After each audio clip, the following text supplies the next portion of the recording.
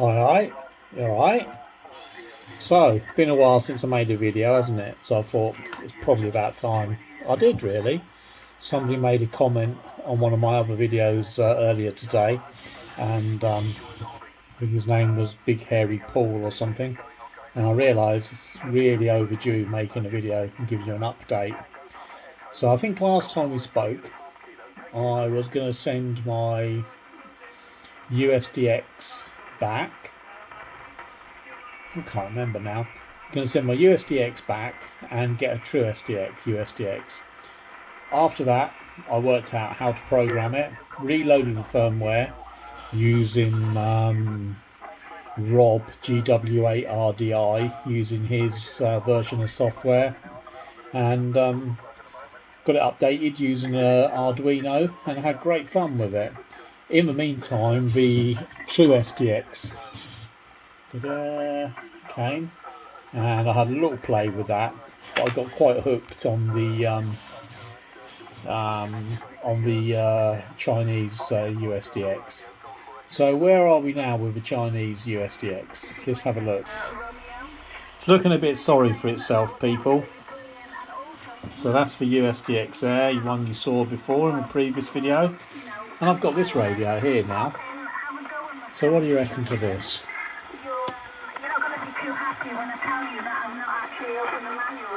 So just a little radio.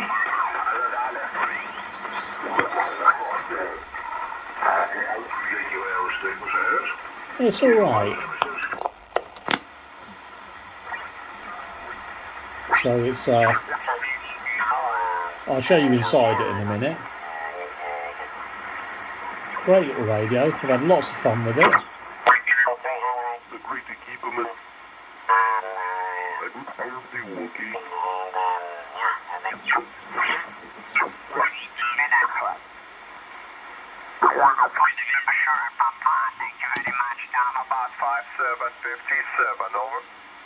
So yeah, it's working alright. I've had some good fun with the radios since the last video.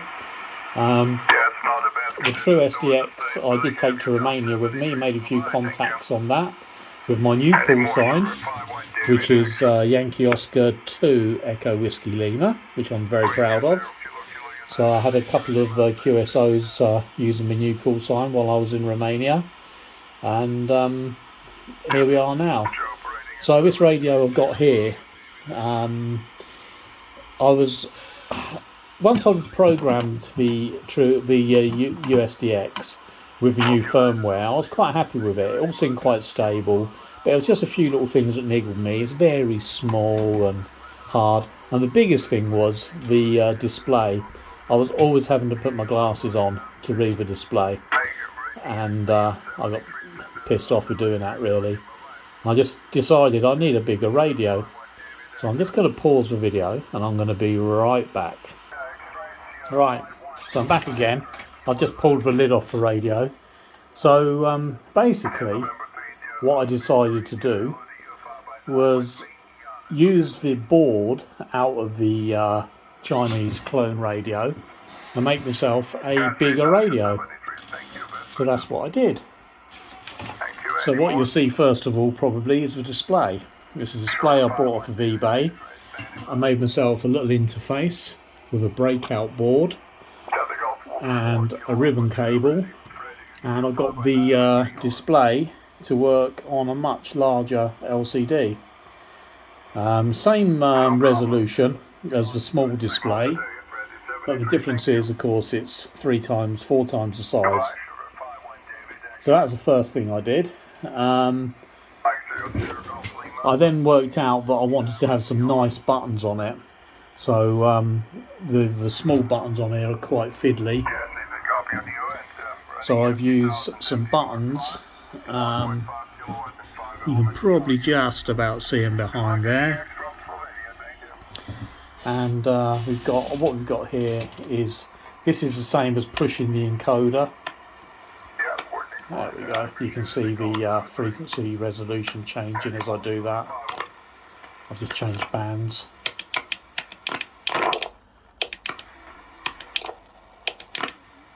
So That's the same as pressing the encoder. This is the mode button, so you switch between CW, LSB, USB, or you can switch your filters in. I'm sure you all know that.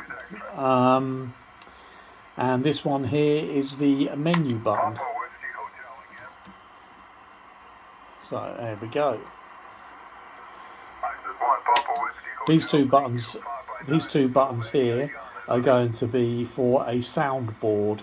I've got a little soundboard I want to put in, and that's going to be for scripts, calling CQ and stuff like that. I've got enough room in here now.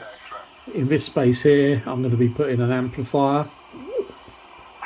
Not that I want to run a lot of power, but the plan is to put an amplifier in there, just one on a bit more, maybe 10, 15 watts, something like that. And then at the front here, I'm going to have a microphone processor and a voice recorder board. So there you are. That's where we are with the uSDX. I've taken a 5-volt feed. Let me just zoom in on that if I can. There you go. Use that yellow and black cable there. That's on the output side of the 5-volt regulator. So what I can use, that's decoupled to earth down here. So that leg air is actually 5 volts for me other bits and pieces to go in there. Battery there, and the battery isolation switch, because the way the battery's wired is a bit iffy.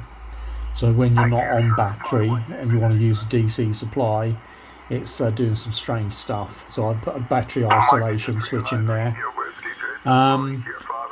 Changed the encoder. That was a real pig to get out. The encoder was a real pig to get off the board with just a bog standard soldering iron. In the end, I hacked it and bashed it, and then just pulled the cables out afterwards, the legs of the encoder out afterwards.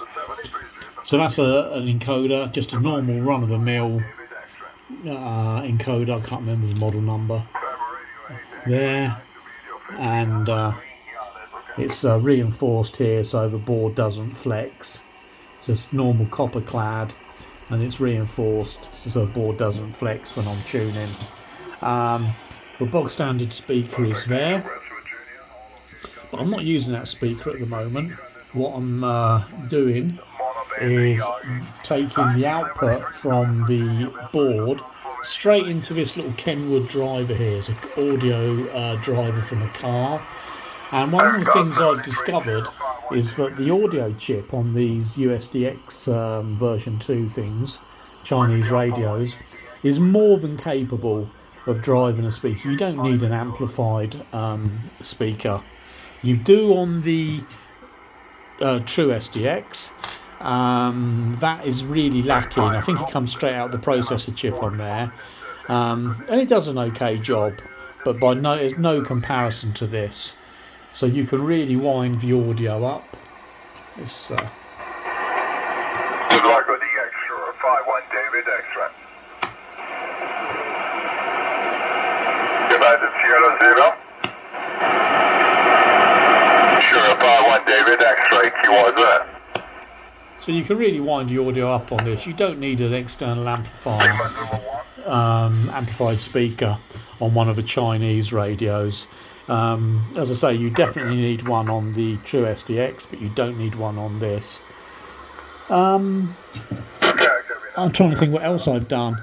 I've had to remove the capacitor to do the programming using the Arduino, and now what I've done is I've put the capacitor there. I used a couple of an old socket I had, mackled it up and used it on the header there. So the capacitor you move to do the programming with the Arduino, which is in this area, I think it's C23 or something. You have to pull it off the board to do the programming.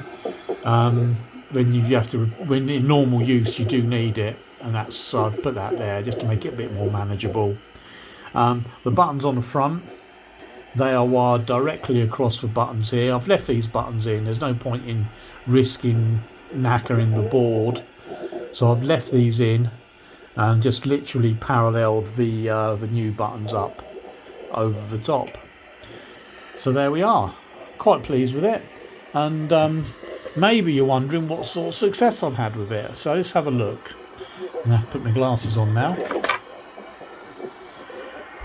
So there we go. That's probably my best DX. I worked ferry in Indonesia the other night, which is very pleasing. I've worked 30 countries, all the usual European stuff, Italians, Spaniards, all the usual sort of stuff, but I've done a bit of DX as well. So I've got Indonesia, Gibraltar, which is quite a nice one, a couple of Russian stations. And what's even more amazing is that I thought I was putting out about 5 watts, and I based that. I haven't really got, up until recently I didn't have a power meter, so I was basing that basically on what I was getting, what I was seeing on this old VSWR meter. I finally got round a couple of days ago, or a week or so ago, in making myself a nice dummy load. And of course, using the oscilloscope or digital multimeter off of dummy load, looking at the voltage coming off, you can actually do a calculation, work out what your power is. Now what's pretty amazing is on most bands, the true uSDX is putting out probably about 5 to 6 watts on most of the bands.